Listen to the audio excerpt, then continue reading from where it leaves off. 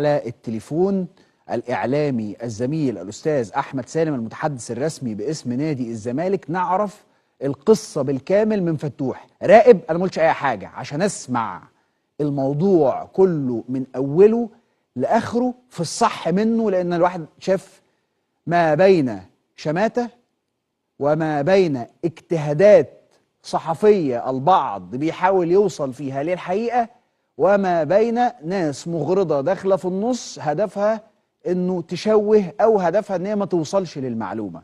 فانا قصيت لك كل ده كله نعرف المعلومة الصح من المتحدث الرسمي باسم نادي الزمالك استاذ احمد سالم. استاذ احمد، اهلا وسهلا بيك، تحياتي، مساء الله الفل. يخليك يا كابتن ابراهيم. اخبارك ايه؟ وحشني كتير جدا. تمام، ربنا يخليك، والله كله تمام الحمد لله. يا رب دايما في افضل صحة وافضل حال. انا حبيت ان تسلم، انا ربنا يخليك. حبيت اخش في الموضوع معاك على طول من غير ما انا ما اقول اي تفصيله او حتى عنوان، عشان اعرف محاك الموضوع بقصته كلها من امبارح لحد اللحظه اللي احنا بنتكلم فيها. اتفضل يا فندم. لا، هو طبعا يعني التفاصيل اكيد لسه مع الوقت هتتضح، تفاصيل يعني الدقيقه او التحقيقات نفسها والاقوال دي امور طبعا تخص النيابه العامه وتخص القضاء المصري.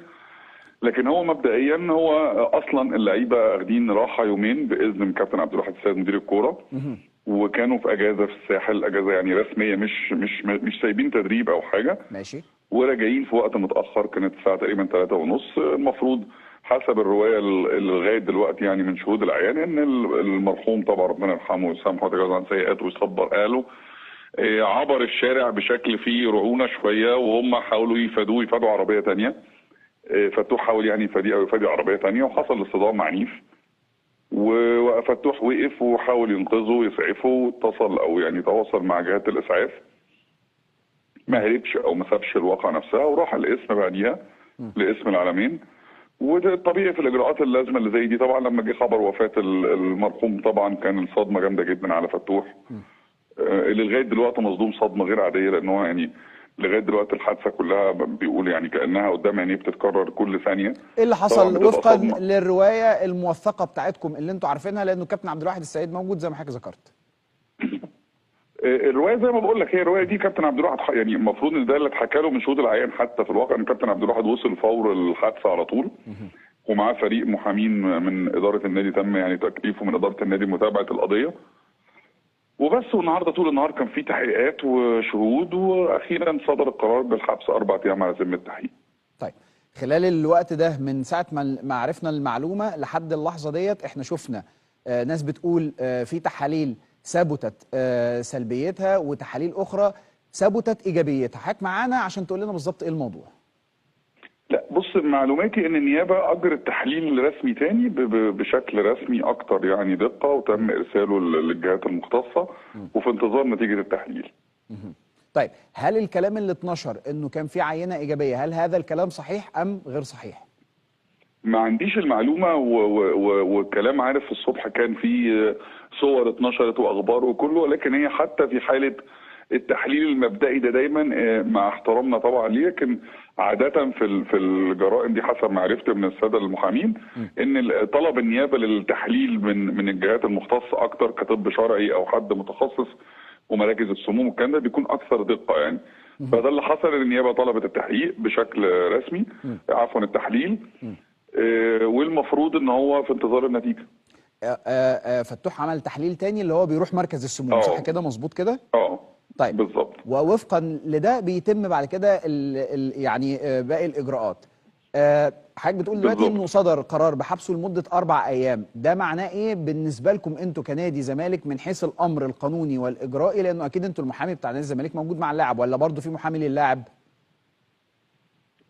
لا، محامي الموجود مكلف من نادي الزمالك، وطبعا كل الاحترام لقرار النيابه. يعني انت عارف بالذات لما بقى في وفاه او حد توفي، فطبعا بيبقى يعني الحزن الاكبر طبعا لاسره المتوفي، وان ده راجل اكيد يعني صاحب اسره وعنده اولاد وخارج من شغله، يعني شهيد، يعتبر شهيد عمله.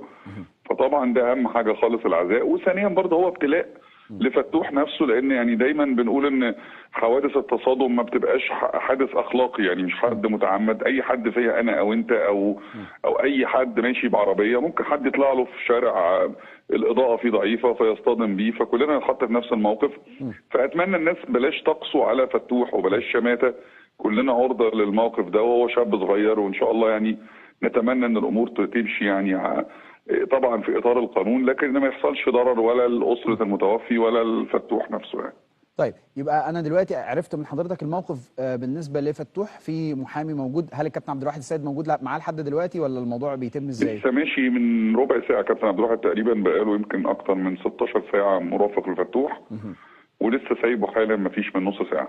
خلاص هو دلوقتي هيبقى محبوس على ذمه القضيه لمده 4 ايام. هو في اسم العالمين محتجز على ذمه القضيه، والتجديد بيكون يمكن ما بيستناش الاربع ايام يعني، عاده ممكن تلاقي بكره او بعده جلسه تجديد يعني. ممكن يتجدد له في الحجز اكتر من كده، ولا ايه اللي بيحصل بحسب ما انتم ما وصلتوا المعلومات؟ الله اعلم يعني، ما عنديش الخبره الكافيه في الكلام ده، لكن عاده بيبقى في محاولات للافراج لو حد لا يخشى من هروبه او معلوم محل اقامته، وساعات بيبقى في ظرف مشدد لو النيابه او المختص بالتجديد يعني بيشوف ان في ظرف مشدد ان هو بيضطر يجدد الحبس، برضه دي حاجه يعني خارج صلاحياتنا يعني. احنا يعني اكيد كل الاحترام تاني اقول لك لاحكام النيابه او القضاء. صحيح. طيب انا كده سالتك على الجزء المتعلق بنادي الزمالك والجزء المتعلق باحمد فتوح، ماذا عن الجزء الاخر المتعلق بالمتوفي؟ ربنا يرحمه يا رب ويغفر له. وهنا انا بشكرك جدا للاشاره انه هذا الراجل شهيد عمله، يعني الراجل كان بيأدي دوره وبيأدي واجبه، ربنا يرحمه ويغفر له ويصبر اسرته بالكامل. احنا الرسول عليه السلام هو يعني المفروض ديننا بيقول لك من مات دون نفسه او دون ماله او دون عمله فالراجل ده فعلا اكيد شهيد عمله يعني.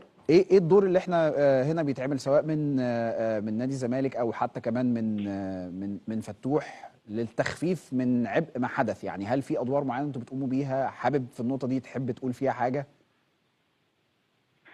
والله اكيد هيبقى في تواصل طبعا، بس الوقت الحالي طبعا لا يسمح يعني. اكيد الناس في حاله يعني حزن شديد، اسره المتوفي، ففي احيانا بتبقى انت يعني اكيد هيبقى في محاولات للصلح او الديه او غيره، لكن اكيد مش في اول يوم او مش في وقتها يعني. ونتمنى، ودايما لما بيكون في عدم تعمد اعتقد الناس بتستجيب اكتر يعني، طالما الامور في منطقه بس قد تكون هناك وعدم التعمد اعتقد بيبقى يعني الاستجابه بتكون افضل شويه عن طبعا اي قتل عمد او حاجه، لكن برضو يعني اكيد الامور دي بتاخد وقت شويه على ما الناس تقدر حتى تفتح او تتكلم معاهم في اي تفاصيل يعني. تفاصيل من شانها الصلح او الديه زي ما حضرتك ما ذكرت كده، مظبوط صحيح؟ اتمنى ان الامور تمشي في هذا الاتجاه طالما القتل خطا ما فيهوش تعمد، والشهيد طبعا هو من ابطال يعني وزاره الداخليه، امين شرطه وراجل محترم وسمعته طيبه جدا، فنتمنى ان يكون يعني شهادته او يعني كل ده في ميزان حسناته يا رب. ان شاء الله باذن الله، اللهم امين. مره ثانيه بتقدم بخالص العزاء ل